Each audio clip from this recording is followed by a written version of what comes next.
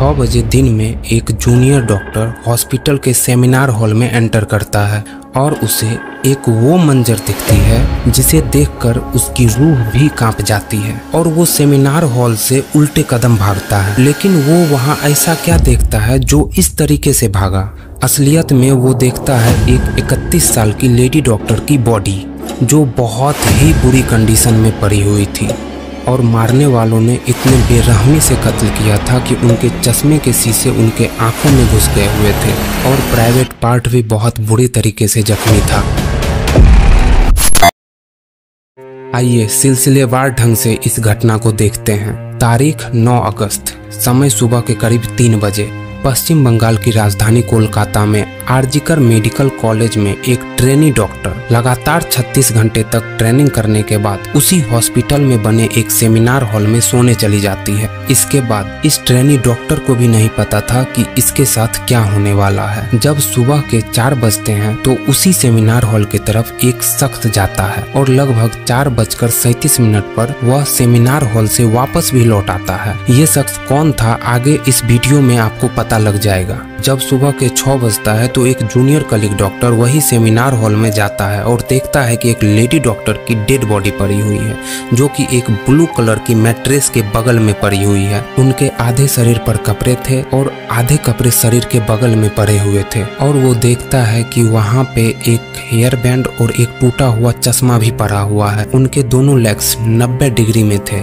जब हॉस्पिटल के स्टाफ ये खबर हॉस्पिटल के प्रिंसिपल को बताते हैं तो पता नहीं क्यों वो प्रिंसिपल इस मर्डर केस को सुसाइड केस में बदलने की कोशिश करने लग जाते हैं। इसी बीच हॉस्पिटल से उस लेडी डॉक्टर के घर पे कॉल जाती है जिसमें कि हॉस्पिटल वाले बोल रहे थे कि आपकी बेटी की तबीयत बहुत ज्यादा खराब है, आप जल्दी से हॉस्पिटल आ जाइए। बस इतना कहते ही वो कॉल कट जाती है और जब माता पिता ने यह सुन करके फिर से वापस हॉस्पिटल कॉल करने की कोशिश करते हैं तो फिर हॉस्पिटल में कॉल कोई भी नहीं उठाता। तभी ठीक 15 मिनट बाद हॉस्पिटल से लेडी डॉक्टर के माता पिता को वापस कॉल जाती है जिसमें कि हॉस्पिटल वाले बोल रहे थे कि आपकी बेटी ने सुसाइड कर लिया है। जो मेरी नज़र में हॉस्पिटल वाले की यह बहुत बड़ी घिनौनी हरकत थी और प्रिंसिपल इस मर्डर को सिर्फ सुसाइड डिक्लेयर करने की ही कोशिश नहीं की बल्कि बहुत ही गैर जिम्मेदारी भरी हुई स्टेटमेंट भी दिया जिसमें सारा दोष उस लेडी डॉक्टर पे ही डाल दिया और ये बोला कि लड़की की ही गलती है जो इतनी रात को अकेले सेमिनार हॉल में रही। और बात रही अकेले रहने की तो डॉक्टर के लिए उस हॉस्पिटल में कोई रेस्ट रूम की व्यवस्था नहीं थी जबकि वो लेडी डॉक्टर उस समय 36 घंटे लगातार ड्यूटी करने के बाद वापस लौटी थी और क्योंकि हॉस्पिटल में कोई रेस्ट रूम जैसी व्यवस्था नहीं थी इसीलिए अक्सर डॉक्टर अपनी ड्यूटी करने के बाद उसी सेमिनार हॉल में जाकर के सो जाया करते थे। उस लेडी डॉक्टर की बॉडी देखने के बाद ये साफ पता चल रहा था कि ये कोई सुसाइड केस नहीं है बल्कि एक रेप मर्डर केस है। एक मेडिकल कॉलेज के प्रिंसिपल होने के बावजूद एक मर्डर केस को सुसाइड केस बताना साफ साफ ये बात जाहिर कर रहा था कि हो ना हो किसी बड़े राज पर पर्दा डाला जा रहा है। अब जब पुलिस मेडिकल कॉलेज में पहुंचती है तो वो सीसीटीवी फुटेज को देखकर एक सस्पेक्ट की लिस्ट तैयार करती है और पुलिस को उस क्राइम सीन से एक ब्लूटूथ हेडफोन भी मिलता है। अब पुलिस थोड़ी सी स्मार्टनेस दिखाती है और जो भी सस्पेक्ट लिस्ट में शामिल थे उन सभी का फोन जमा कर लेती है और उस ब्लूटूथ हेडफोन को